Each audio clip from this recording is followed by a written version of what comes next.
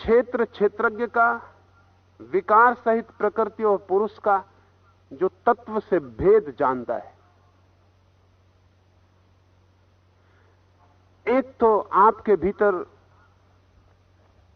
संयोग घटित हो रहा है प्रतिपल, आप एक संगम, आप एक मिलन दो तत्वों का। एक तो प्रकृति है जो दृश्य है, विज्ञान जिसकी खोज करता है, पदार्थ जो पकड़ में आ जाता है इंद्रियों के, यंत्रों के, और जिसकी खोजबीन की जा सकती। और एक आपके भीतर तत्व है जो इंद्रियों से पकड़ में नहीं आता और फिर भी है, और अगर आपको काटें पीटें तो तिरोहित हो जाता है, जो हाथ में आता है वो पदार्थ रह जाता है। लेकिन आपके भीतर एक तत्व है जो पदार्थ को जानता है। वो जो जानने की प्रक्रिया है, मेरे हाथ में दर्द हो रहा है तो मैं जानता हूं। ये जानना क्या है मेरे भीतर, कितना ही मेरे शरीर को काटा जाए, उस जानने वाले तत्व को नहीं पकड़ा जा सकता। शायद काटने पीटने की प्रक्रिया में वो खो जाता है, शायद उसकी मौजूदगी को अनुभव करने का कोई और उपाय है, विज्ञान का उपाय उसका उपाय नहीं। धर्म उसकी ही खोज है, विज्ञान है ज्ञेय की खोज, क्षेत्र की, और धर्म है ज्ञाता की खोज, क्षेत्रज्ञ की। याद आता है मुझे, आइंस्टीन ने मरने के कुछ दिन पहले कहा कि सब मैंने जानने की कोशिश की, दूर से दूर जो तारा है उसे जानने की कोशिश की, पदार्थ के भीतर दूर से दूर छिपी हुई जो अणुशक्ति है उसे जानने की मैंने कोशिश की। लेकिन इधर बाद के दिनों में मैं इस रहस्य से अभिभूत होता चला जा रहा हूं कि ये जो जानने की कोशिश करने वाला मेरे भीतर था, ये कौन था? ये कौन था जो अणु को तोड़ रहा था और खोज रहा था? ये कौन था जो दूर के तारे की तलाश में था? ये खोज कौन कर रहा था? आइंस्टीन की पत्नी से निरंतर लोग पूछते थे कि आपके पति ने जो बहुत कठिन और जटिल सिद्धांत प्रस्तावित किया है, थ्योरी ऑफ रिलेटिविटी का, सापेक्षता का, उसके संबंध में आप भी कुछ समझती हैं या नहीं? स्वभावतः आइंस्टीन की पत्नी को लोग पूछ लेते थे कि आप भी ये सापेक्षता के जटिल सिद्धांत को समझते हैं या नहीं। तो आइंस्टीन की पत्नी निरंतर कहा करती थी कि मुझे इस सिद्धांत का तो कोई पता नहीं, डॉक्टर आइंस्टीन ने जो सिद्धांत जन्म दिया है उसे तो मैं बिल्कुल नहीं समझती, लेकिन डॉक्टर आइंस्टीन को मैं भली भांति समझती हूं।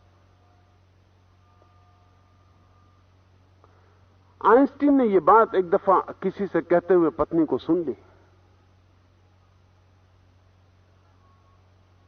तो उस पर बहुत सोचता रहा। एक तो आइंस्टीन ने जो खोज की है वो, और एक पत्नी की भी खोज है। वो कहती है मैं डॉक्टर आइंस्टीन को समझती हूं, उन्होंने क्या खोजा है उसका मुझे कुछ पता नहीं, उनके सिद्धांत मेरी समझ के बाहर है, लेकिन मैं डॉक्टर आइंस्टीन को, खोज करने वाला वो जो छिपा है भीतर, उसको मैं थोड़ा समझती हूं।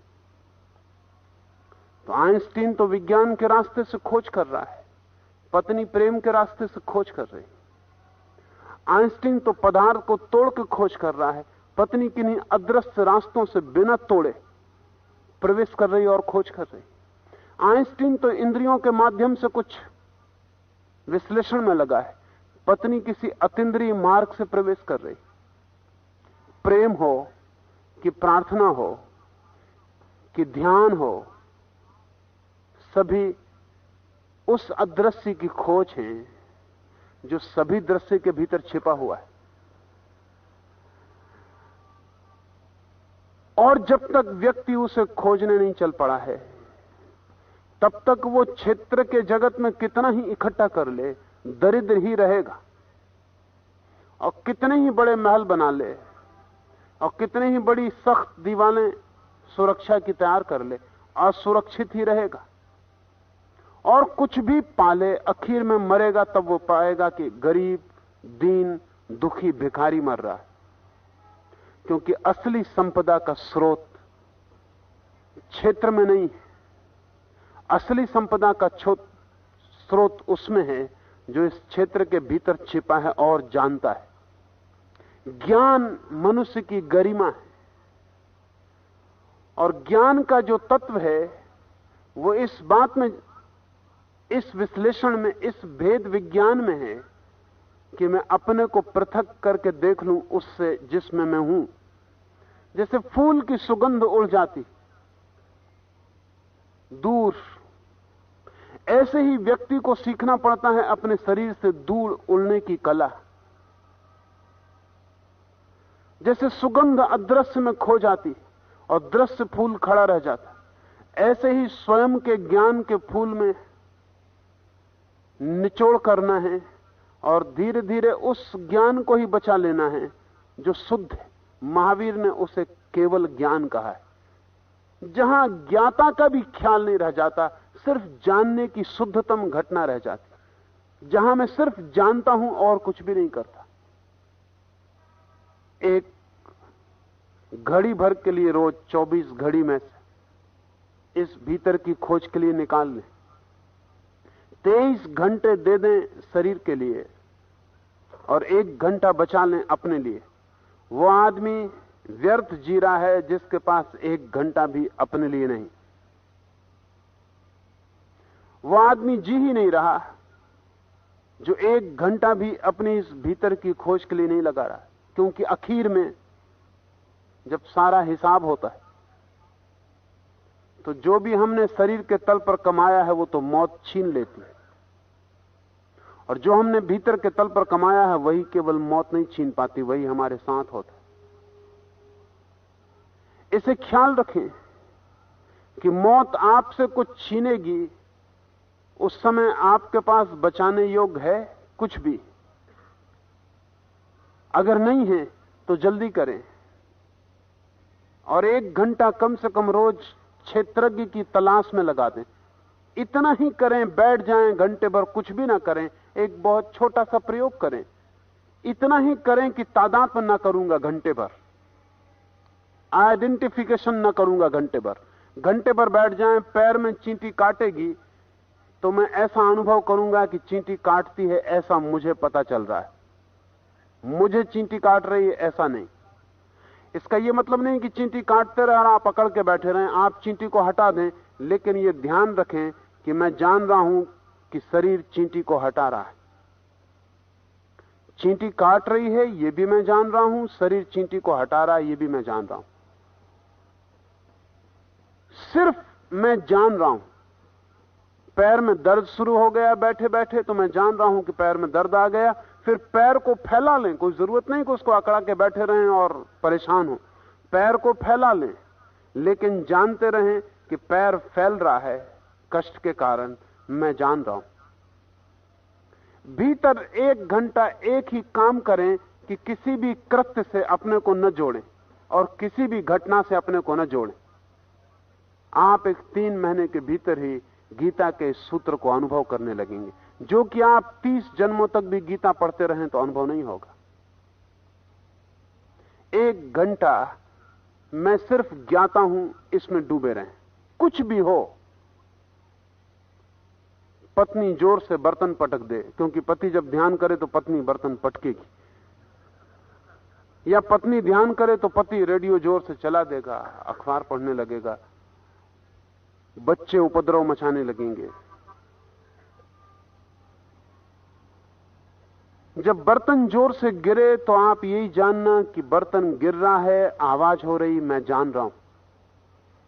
अगर आपके भीतर धक्का भी लग जाए, शाक भी लग जाए, तो भी आप ये जानना कि मेरे भीतर धक्का लगा, शाक लगा, मेरा मन विक्षुब्ध हुआ, ये मैं जान रहा हूं। आप अपना संबंध जानने वाले से ही जोड़े रखना और किसी चीज से मत जुड़ने मत देना। इससे बड़े ध्यान की कोई प्रक्रिया नहीं, कोई जरूरत नहीं प्रार्थना की, ध्यान की, फिर कोई जरूरत नहीं। बस 1 घंटा इतना ख्याल कर लें, थोड़े ही दिन में यह कला आपको सध जाएगी। और बताना कठिन है कि कला कैसे सधती। आप करें, सध जाए तो ही आपको समझ में आएगा। करीब करीब ऐसा जैसे किसी बच्चे को साइकिल चलाना आप सिखाएं, तो बच्चा ये पूछे कि साइकिल चलना कैसे आता है, तो आप भला चलाते हो जिंदगी भर से तो भी नहीं बता सकते कैसे आता है। और बच्चा आपसे पूछे कि कोई तरकीब सरल में बता दें जिससे कि मैं पैर रखूं पैडल पे, साइकिल पे बैठूं और चल पड़ूं, तो भी आप कहेंगे कि नहीं, वो तरकीब सरल में नहीं बताई जा सकती। 10-5 दफे तू गिरेगा ही, उस गिरने में ही वो तरकीब निखरती, क्योंकि वो एक बैलेंस है जो बताया नहीं जा सकता। आखिर साइकिल 2 चाक पे चल रही है, एक संतुलन, पूरे वक्त शरीर संतुलित हो रहा है।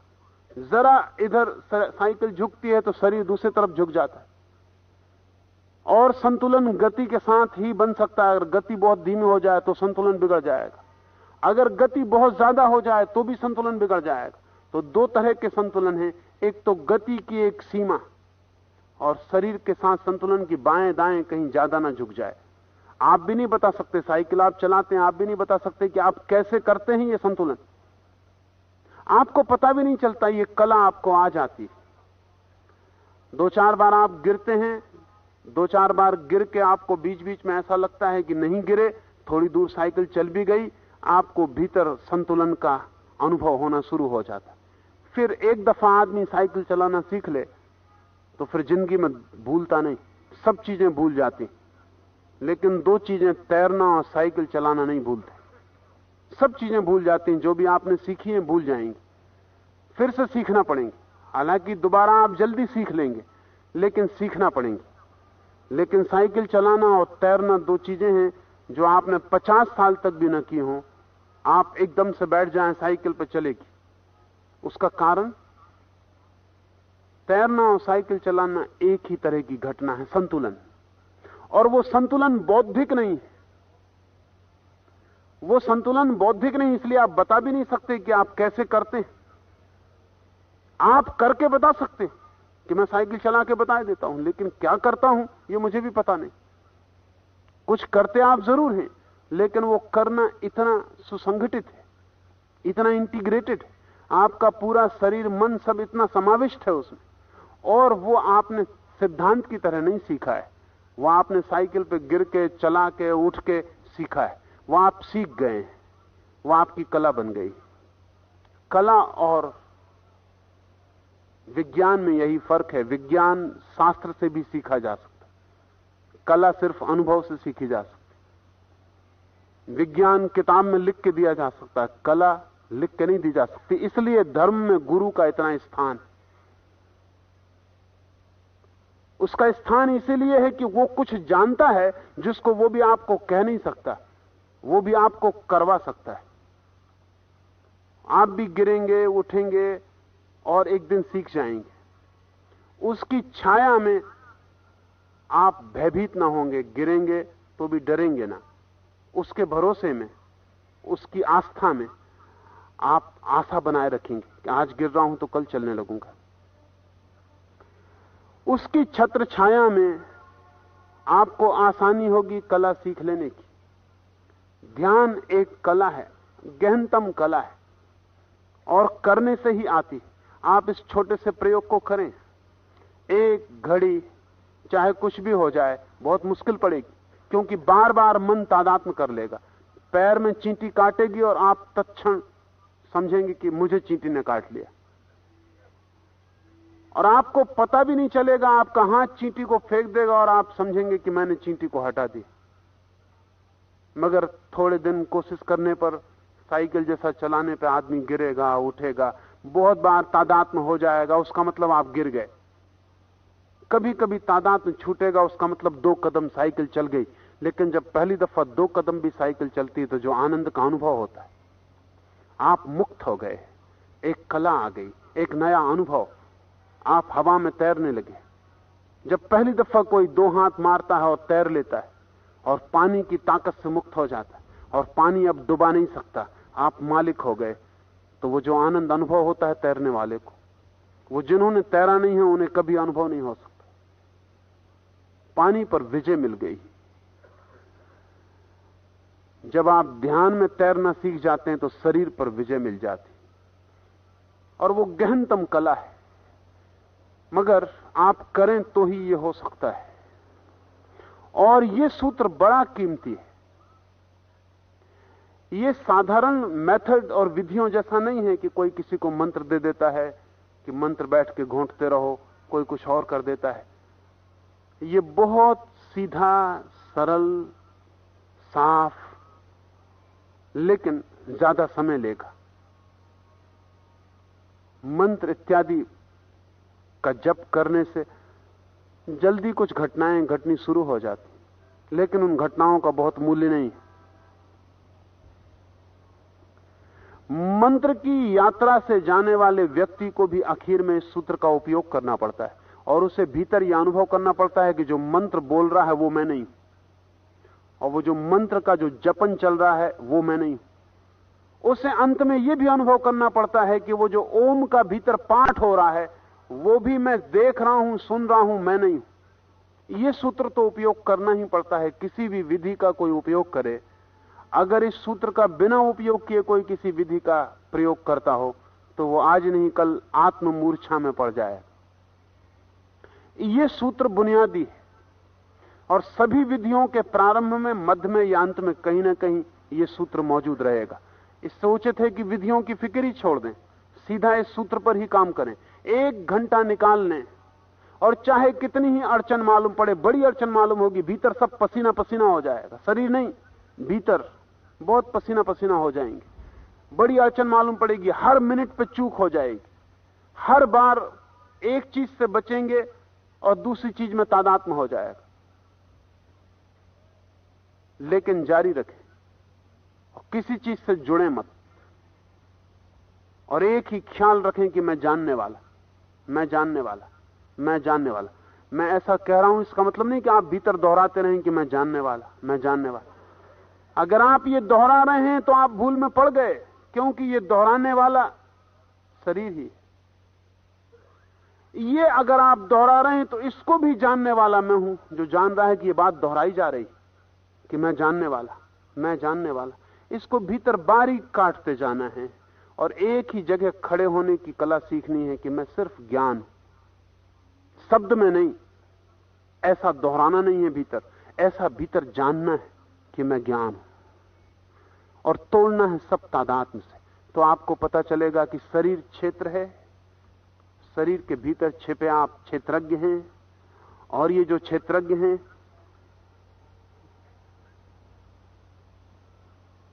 ये कृष्ण कहते हैं मैं ही हूं। इस भेद को जो जान लेता है वही ज्ञानी है।